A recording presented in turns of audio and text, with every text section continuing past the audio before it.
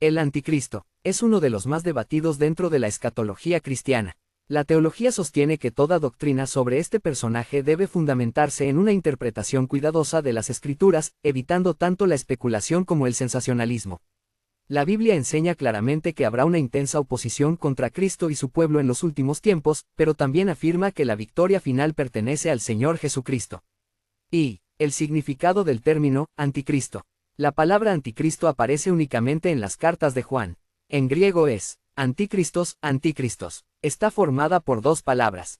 Anti, igual a contra, en lugar de, en sustitución de. Christos, Cristos, igual a Cristo, el ungido. Por tanto, el término puede significar el que se opone a Cristo, el que pretende ocupar el lugar de Cristo, el falso Mesías. Ambos significados son compatibles. 2. ¿Dónde aparece el anticristo en la Biblia? Curiosamente, la palabra anticristo aparece solamente 5 veces. 1 Juan capítulo 2 versículo 18. Hijitos, ya es el último tiempo, y según vosotros oísteis que el anticristo viene, así ahora han surgido muchos anticristos. Aquí encontramos dos enseñanzas. Existe un anticristo futuro, ya existían muchos anticristos. Juan distingue entre el anticristo, personaje futuro, y muchos anticristos, personas con el mismo espíritu de oposición. 1 Juan capítulo 2 versículo 22. ¿Quién es el mentiroso, sino el que niega que Jesús es el Cristo? Este es anticristo. Aquí el énfasis es doctrinal. Todo aquel que niega la verdadera identidad de Cristo participa del espíritu del anticristo. 1 Juan capítulo 4 versículo 3. Este es el espíritu del anticristo. Juan introduce una importante distinción. Existe un espíritu del anticristo y un anticristo futuro. El espíritu del anticristo ya operaba en el siglo I. 2 Juan capítulo 7. Habla de quienes niegan que Jesucristo vino en carne. Otra vez el problema principal es la falsa doctrina. 3. ¿Es el anticristo solamente un espíritu? Desde la perspectiva teológica clásica. No, existe un espíritu del anticristo, muchos anticristos, un anticristo final. Es semejante al concepto del reino de Dios. Ya está presente, pero aún tendrá su consumación. IV. Otros nombres del anticristo. Aunque el término anticristo solo aparece en Juan, muchos teólogos consideran que el mismo personaje aparece bajo otros nombres. Entre ellos, Daniel, el cuerno pequeño, Daniel capítulo 7. El rey insolente, Daniel capítulo 8. El príncipe que ha de venir, Daniel capítulo 9. El rey que hará su voluntad, Daniel capítulo 11. Pablo, 2 Tesalonicenses capítulo 2. Pablo nunca usa el nombre anticristo. Lo llama Joanthropos Hamartías, el hombre de pecado. También, Jaios Apoleías, hijo de perdición. Apocalipsis. Juan tampoco usa allí la palabra anticristo. Describe a la bestia del mar, Apocalipsis capítulo 13. La bestia de la tierra, el falso profeta. Muchos teólogos identifican a la bestia del mar con el anticristo.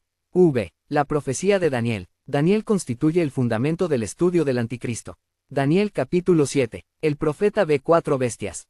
Generalmente son interpretadas como Babilonia, Medo-Persia, Grecia, Roma. De la cuarta bestia surge un cuerno pequeño. Este cuerno habla blasfemias, persigue a los santos, cambia los tiempos y la ley, domina durante un tiempo limitado. Muchos intérpretes futuristas identifican este cuerno con el anticristo. Daniel capítulo 9 versículo 27. Este versículo es fundamental. Por otra semana confirmará el pacto.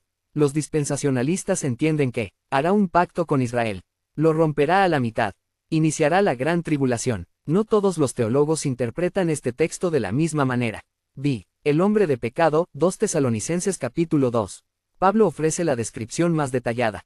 Características. 1. Se exaltará, se opone y se levanta contra todo lo que se llama Dios.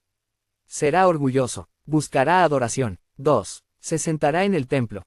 Versículo 4. Aquí aparecen distintas interpretaciones. Futurismo. Será un templo reconstruido en Jerusalén. Es la postura predominante en el dispensacionalismo. Historicismo. Representa el poder religioso corrompido. Amilenialismo. Es una representación simbólica del poder humano que usurpa el lugar de Dios. 3. Hará milagros. Versículo 9. No serán simples trucos. Pablo dice, con gran poder y señales y prodigios mentirosos. La Biblia reconoce que Satanás puede producir señales para engañar, cf. Éxodo capítulo 7, Apocalipsis capítulo 13. 7. La bestia de Apocalipsis capítulo 13. Aquí encontramos la descripción más amplia.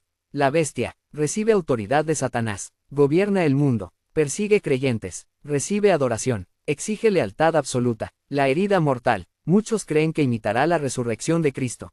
Será una falsificación satánica. El falso profeta. Promueve la adoración de la bestia. Realiza milagros. Engaña al mundo. 8. La marca de la bestia, 666.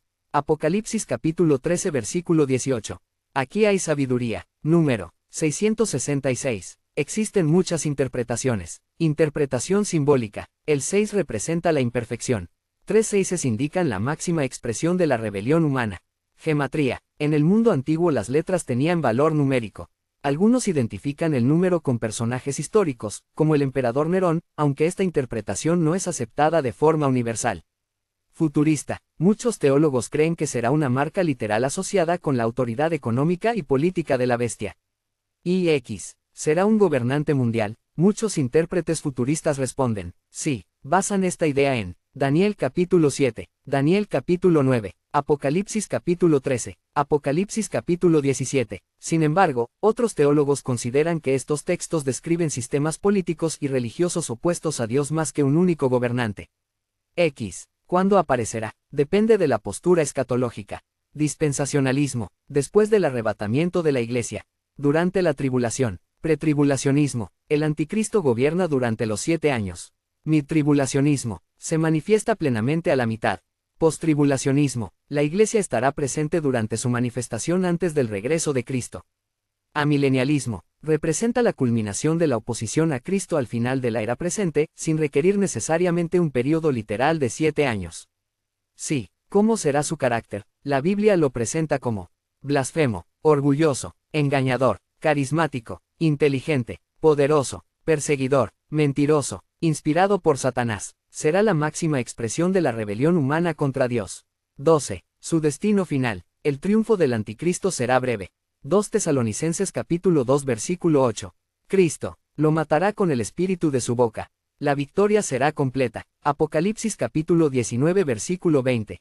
La bestia y el falso profeta serán lanzados vivos al lago de fuego. No habrá posibilidad de escapar del juicio divino. 13. Principales interpretaciones dentro de la teología. 1. Futurista. El anticristo es una persona literal. Surgirá al final de los tiempos. Gobernará sobre muchas naciones. Hará un pacto con Israel. Profanará el templo. Será derrotado por Cristo en su segunda venida. Esta posición es común en el dispensacionalismo y en muchas iglesias evangélicas conservadoras. 2. Historicista. El anticristo representa un poder religioso y político que se desarrolló a lo largo de la historia. Durante la Reforma, muchos reformadores identificaron al papado con el anticristo, basándose en su interpretación de Daniel y Apocalipsis. Sin embargo, muchos teólogos actuales ya no sostienen esta identificación de manera oficial, aunque algunos grupos historicistas sí la mantienen. 3. Preterista parcial. Muchos pasajes se cumplieron en el siglo I. El emperador romano Nerón suele considerarse un antecedente o figura del anticristo. Algunos preteristas, no obstante, esperan una manifestación final de la oposición anticristiana antes del regreso de Cristo. 4. Amilenialismo. El anticristo puede entenderse como una figura personal al final de la historia o como la personificación suprema de todos los poderes que se oponen al reino de Dios. Se enfatiza el carácter simbólico de gran parte del lenguaje apocalíptico. 14. Aplicaciones prácticas para la vida cristiana. Permanecer firmes en la verdad. Juan enseña que el mejor antídoto contra el espíritu del anticristo es permanecer en la doctrina apostólica, 1 Juan capítulo 2 versículo 24 al 27. Ejercer discernimiento espiritual. No todo milagro o manifestación sobrenatural proviene de Dios. Los creyentes deben probar los espíritus, 1 Juan capítulo 4 versículo 1. No dejarse dominar por el temor. Las profecías fueron dadas para fortalecer la fe del pueblo de Dios, no para producir pánico. Cristo es soberano sobre la historia. Vivir en santidad y esperanza. La expectativa del regreso de Cristo debe motivar una vida de obediencia, fidelidad y perseverancia, Tito capítulo 2 versículo 11 al 13. Proclamar el Evangelio. La certeza del juicio venidero impulsa a la Iglesia a anunciar la salvación en Jesucristo mientras hay oportunidad. Conclusión. Desde la perspectiva teológica, el anticristo representa la culminación de la rebelión humana inspirada por Satanás contra Dios y contra su Mesías. Aunque el espíritu del anticristo ya estaba presente en tiempos apostólicos y continúa manifestándose en falsas doctrinas y sistemas que niegan a Cristo, muchos evangélicos esperan también la aparición de un anticristo personal y futuro, identificado con él, hombre de pecado, de 2 Tesalonicenses capítulo 2 y con la bestia, de Apocalipsis capítulo 13. No obstante, existe diversidad de interpretaciones dentro de la teología respecto a la identidad exacta, el momento de su aparición y la forma en que deben entenderse las profecías de Daniel y Apocalipsis. A pesar de estas diferencias, hay un amplio consenso en varios puntos esenciales. Cristo es el Señor de la historia, el engaño del anticristo será temporal, los creyentes están llamados a perseverar en la verdad del Evangelio y el desenlace final está asegurado. Cuando Jesucristo regrese en gloria, destruirá definitivamente toda oposición, juzgará al anticristo y establecerá de manera plena y eterna su reino de justicia, paz y santidad.